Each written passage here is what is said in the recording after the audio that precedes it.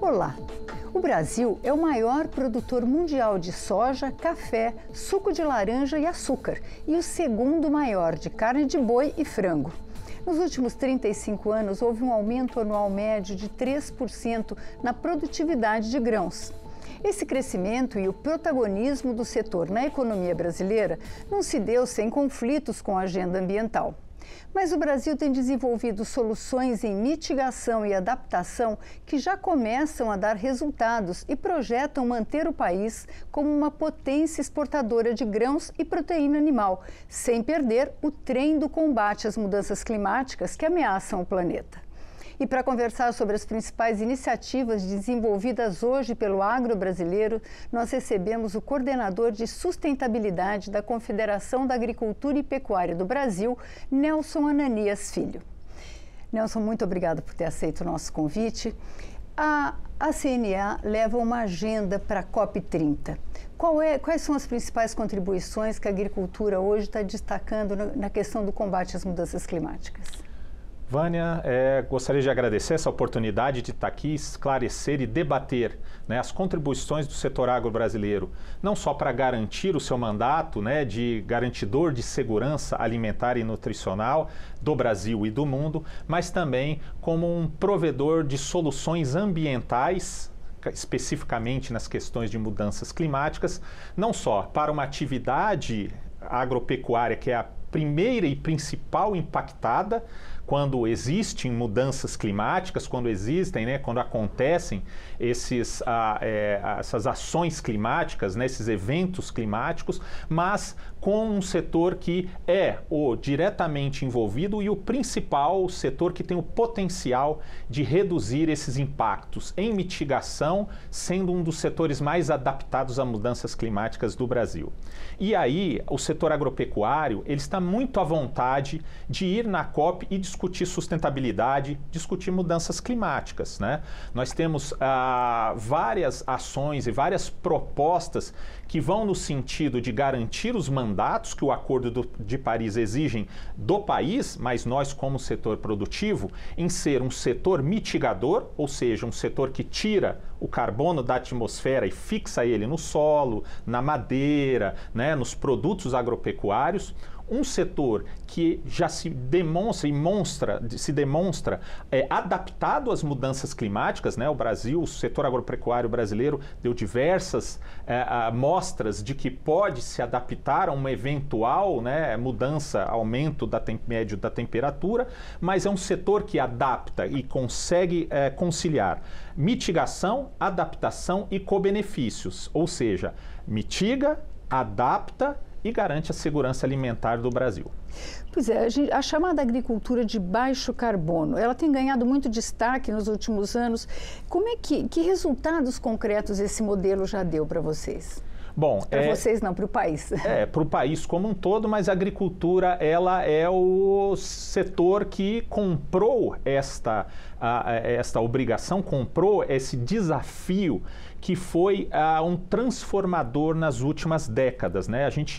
O Brasil é um país que há 50, 60 anos atrás era um país que importava alimentos para garantir a sua segurança alimentar e o produtor rural foi desafiado a produzir mais para garantir essa segurança alimentar.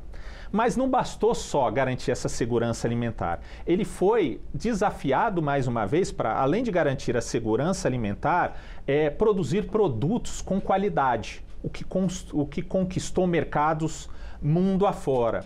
Hoje, o setor foi instado mais uma vez a enfrentar o desafio de produzir mais, melhor e com sustentabilidade, é que hoje o setor agro faz. E a agricultura ABC é um grande exemplo de produzir mais, com mais qualidade e sustentavelmente.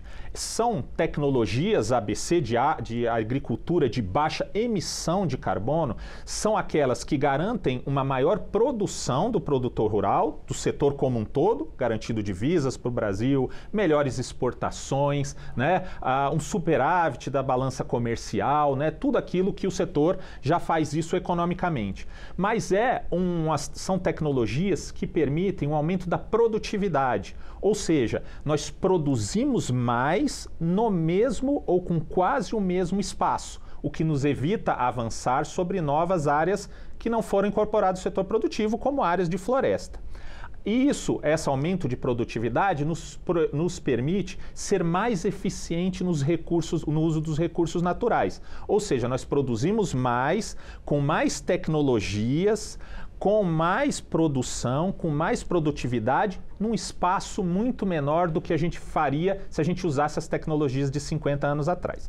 Então, um plantio direto, e aí já entrando nessas tecnologias que são ABC, o plantio direto. O que é o plantio direto? Plantio direto é aquele plantio em que você tem um manejo mínimo do solo, ou seja, eu passo menos vezes o trator, menos vezes pulverizador, menos manejo que você tem. Por quê? Porque quando você acaba de colher, em vez de você levar toda uma matéria orgânica para fora da área de plantio, você a deixa no solo, você só tira aquilo que você quer colher, por exemplo, o grão.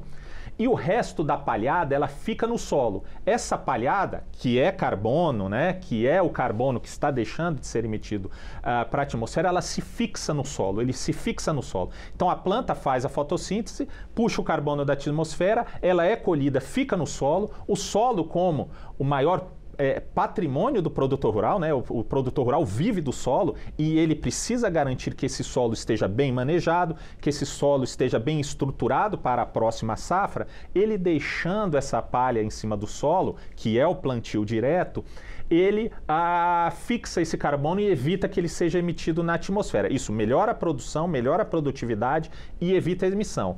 E chama plantio direto porque eu semeio em cima da cultura anterior, da palhada da cultura anterior, sem ter que gradear, revolver solo e perder carbono.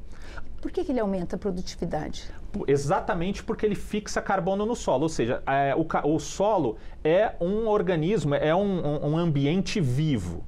Quanto mais matéria orgânica eu deixo no solo, mais a biologia do solo ali funciona. É que nem na sua casa, se você tem uma planta e planta ela na areia simples, ela não vai se desenvolver da maneira correta. Por quê? Porque a areia é inerte. Se eu ponho lá um adubo, uma matéria orgânica, a planta não vai muito mais rápido, ela não fica muito mais vistosa, não produz muito mais. O plantio direto é isso, é você manter aquela matéria orgânica no solo para que a próxima cultura se aproveite daquele resto material que se degrada e vira adubo para ela própria. Então, por isso que se produz muito mais, porque você conserva solo e matéria orgânica no solo.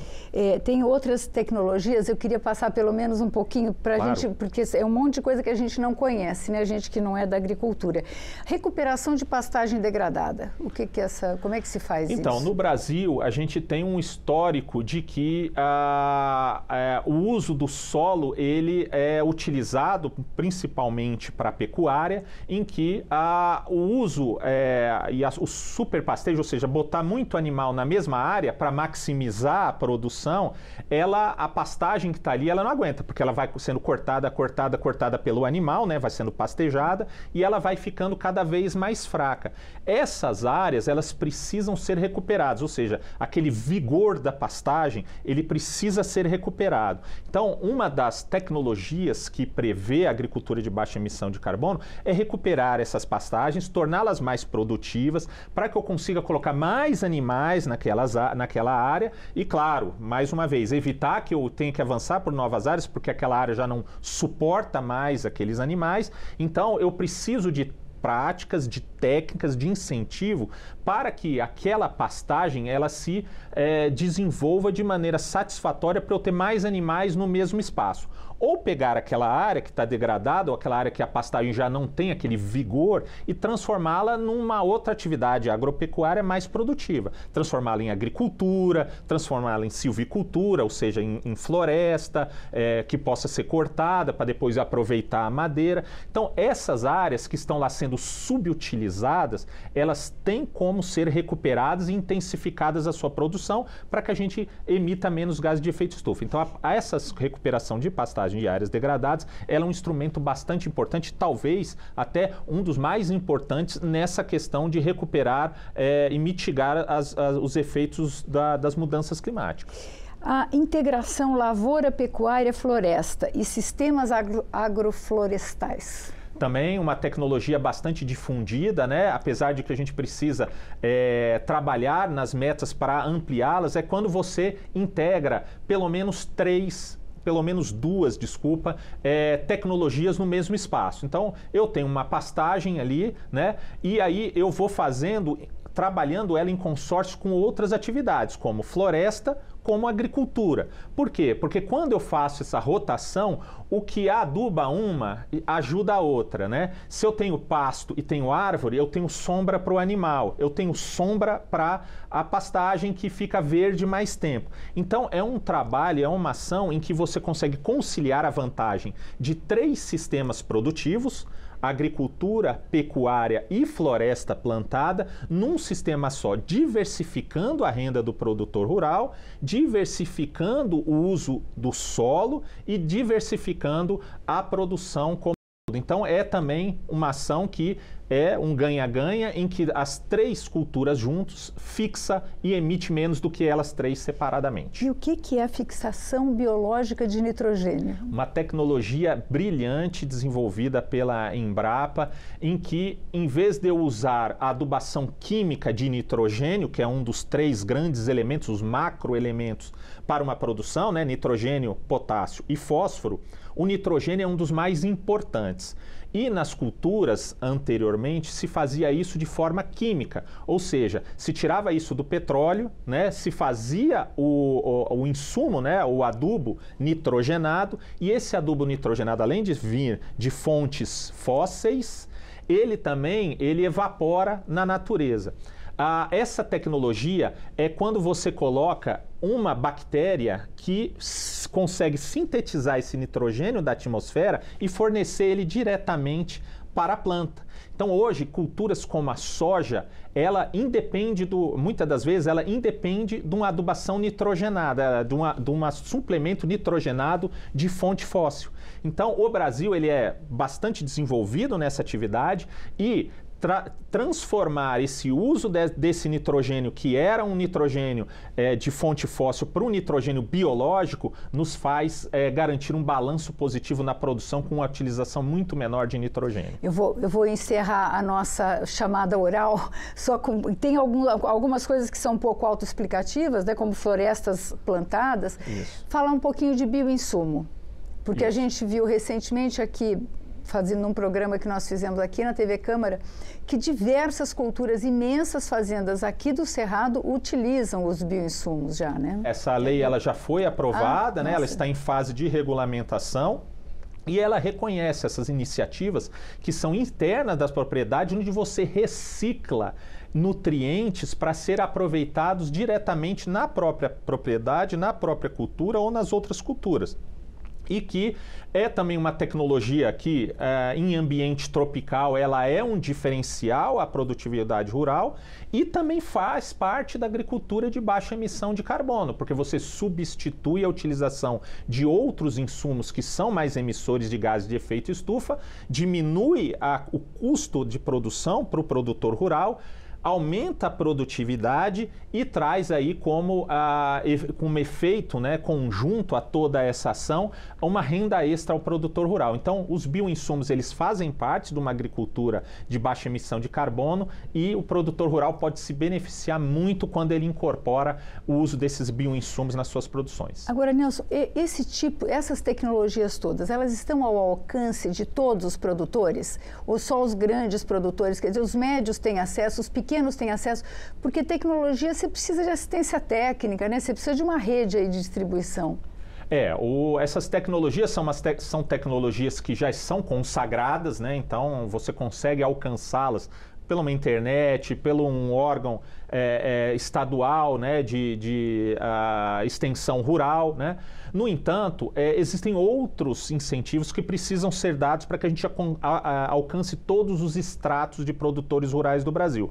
Os grandes, eles têm uma facilidade maior de absorver essas tecnologias, mas é nos grandes que essa tecnologia ganha escala, né? Então, por exemplo, o plantio direto, como a gente citou aqui, ele veio porque ele veio sendo adotado por os grandes produtores, porque era uma mudança, assim, até razoável de manejo de produção. Então, eu preciso trocar o trator, porque eu preciso de um trator mais potente, porque tem que ser um trator que rasgue aquela matéria orgânica. A plantadeira, ela tem que ser diferente, porque ela precisa ser mais robusta, porque ela vai rasgar aquele extrato de matéria orgânica, né? Aquela palhada que fica em cima do solo. Eu preciso de pulverizador, porque apesar de eu não gradear aquela área, ou seja, eu não revolver aquele solo, eu preciso controlar algumas ervas daninhas. Então, foi uma mudança que, de início, ela era mais onerosa ao produtor rural. Mas os grandes, ao fazerem isso, eles dão escalas às médios e pequenos. Hoje, pequenos proprietários, em conjunto, por exemplo, podem comprar esse maquinário todo para utilizar e absorver essa tecnologia dentro das suas propriedades. Agora, não é só querer. A gente precisa que o governo ele se ajude a incorporar essas tecnologias para pequenos e médios, porque isso é caro. Então a gente precisa falar de financiamento, a gente precisa falar de assistência técnica, a gente precisa falar de extensão rural para levar essas tecnologias e a gente precisa falar lá na ponta de reconhecimento dessas tecnologias como menos emissoras, através de um pagamento de reconhecimento para o pagamento de serviços ambientais, pela emissão de um crédito de carbono ou simplesmente reconhecendo aquela produção de um diferencial comparativo com outras produções ou outros países que falam compre o produto brasileiro porque ele faz agricultura ABC. Você falou em pagamento por serviços ambientais e crédito de carbono. Como é que isso funciona na agricultura? Então, pagamentos, serviços ambientais e crédito de carbono são políticas que passaram por esta casa aqui também, foram aprovados através de leis, mas eles ainda carecem de regulamentação e incentivos. Por exemplo, pagamentos por serviços ambientais tem uma legislação própria que prevê esse pagamento, esse reconhecimento da adoção de tecnologias menos emissoras e que conservam não só a questão do carbono, mas serviços ecossistêmicos, biodiversidade, produção de água e outros serviços que hoje impactam não só dentro da própria propriedade de quem produz aquele serviço ambiental, mas na cidade, por exemplo, produzindo água de qualidade para a cidade. E a gente precisa qualificar esses serviços ambientais, reconhecê-los dentro da propriedade, criar uma metodologia a ser adotada para o produtor rural, quantificar isso e, no final das contas, valorar isso, quanto custa isso e pagar ao produtor rural. O exemplo mais claro que a gente tem de pagamento de serviços ambientais é a questão de produção de água, né? A gente tem exemplos de produtores rurais que produzem água para cidades e eles são remunerados para isso. Mas a gente precisa expandir isso. Quando o produtor tem uma reserva legal, ele conserva uma floresta, ele está contribuindo para a biodiversidade do país. E essa contribuição ela precisa ter uma metodologia de dizer quanto isso vale para o Brasil, quanto isso vale para a sociedade e quem está disposto a pagar por isso. No caso do crédito de carbono, a gente está com uma lei também aí recém-aprovada de 2 anos atrás.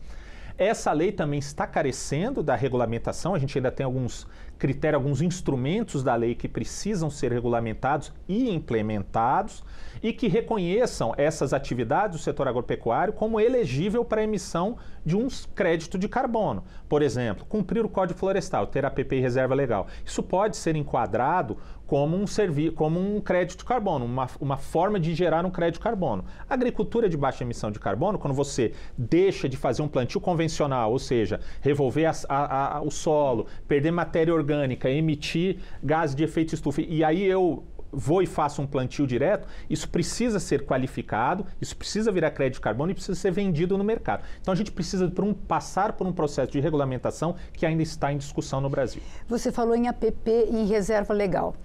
A agricultura brasileira é frequentemente acusada de ser responsável pelo desmatamento. O produtor legal, o produtor oficial, ele paga um pouco, ele leva a culpa pelo desmatamento ilegal? Como é que vocês veem a questão do desmatamento? Bom, ilegalidade, ela deve ser combatida e sofrer os rigores da lei. Ninguém compactua com ilegalidade. O setor agropecuário brasileiro, ele já é extremamente cobrado por ter uma sustentabilidade, né? Não existe outro país no mundo que exige até 80% da sua propriedade seja conservada em vegetação nativa. Ou seja, eu compro uma propriedade hoje no bioma Amazônia, eu só posso usar 20%. Tá? Esses 20%, ele ainda passa por outras legislações que exigem dele licenciamento ambiental, lei de águas, lei dos agrotóxicos, é extremamente regulado. Então a gente já tem uma pressão muito grande de sustentabilidade para ser aplicado aí, em cima da atividade do produtor rural. Então, realmente, essa ação ela precisa ser trabalhada para que a gente garanta que esse produtor rural ele seja separado daquele que faz isso de forma ilegal. Ilegalidade deve ser combatida. O que a CNA e o que os produtores rurais defendem é que, se eu não tiver a capacidade e a possibilidade de explorar pelo menos esses 20% que a lei me garante, com desmatamento legal dentro da lei, aquilo que o Código autoriza, aquilo que o órgão estadual do meio ambiente autoriza, eu explorar aquilo, por quê? Porque se eu não tiver aquela renda daqueles 20%, como eu vou garantir a segurança dos outros 80% em floresta? Porque eu sou responsável, o produtor rural é responsável por manter aqueles 80%. Então, ilegalidade deve ser combatida. Legalidade e o que foi discutido na lei deve ser garantido. Você falou em adaptação. Como é que o setor agropecuário está lidando com as mudanças climáticas que a gente já está sofrendo? Né? Tem imensas regiões do Brasil que a seca aumentou muito ou a chuva aumentou muito. Como é que vocês estão lidando com isso? Bom, como eu falei, o setor agropecuário é o primeiro a sentir as mudanças climáticas e os eventos extremos que acontecem. Vide aí Rio Grande do Sul, né? Vide aí outros exemplos, né, de agricultura, de falta de chuva ou excesso de chuva e outras, insolação e outras. O setor, ele precisa estar preparado e busca essa preparação, principalmente mostrando-se cada vez mais adaptado, né? Então a gente tem mecanismos para que isso seja minimizado, né? Seguro rural, que a CNA todo ano discute com o governo para ampliar um programa de seguro rural, para que a gente garanta aqueles produtores que tiverem eventualmente, né, uma ação, né, de perda de safra, eles estejam segurados, né?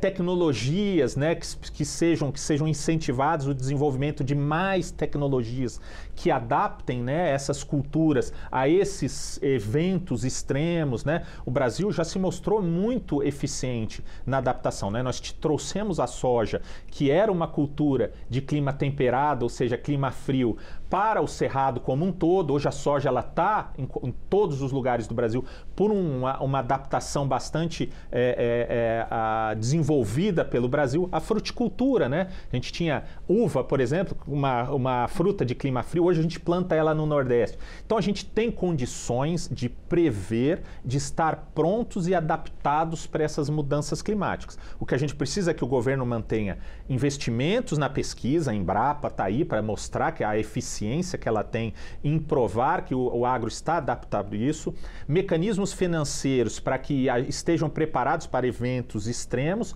e a capacidade e a disposição do produtor rural em produzir, né? Mesmo com todos esses efeitos adversos, seja de clima, seja de mercado, seja de barreiras comerciais não tarifárias, o setor está pronto para responder mais uma vez esse desafio, que é garantir segurança alimentar, emprego e renda. Muito obrigada por ter vindo ao nosso programa. Nós conversamos com Nelson Ananias Filho, coordenador de sustentabilidade da Confederação da Agricultura e Pecuária do Brasil, sobre os programas do setor para o combate às mudanças climáticas. Se você quiser rever ou compartilhar este programa, vá ao nosso canal no YouTube. Obrigada pela audiência e até a próxima.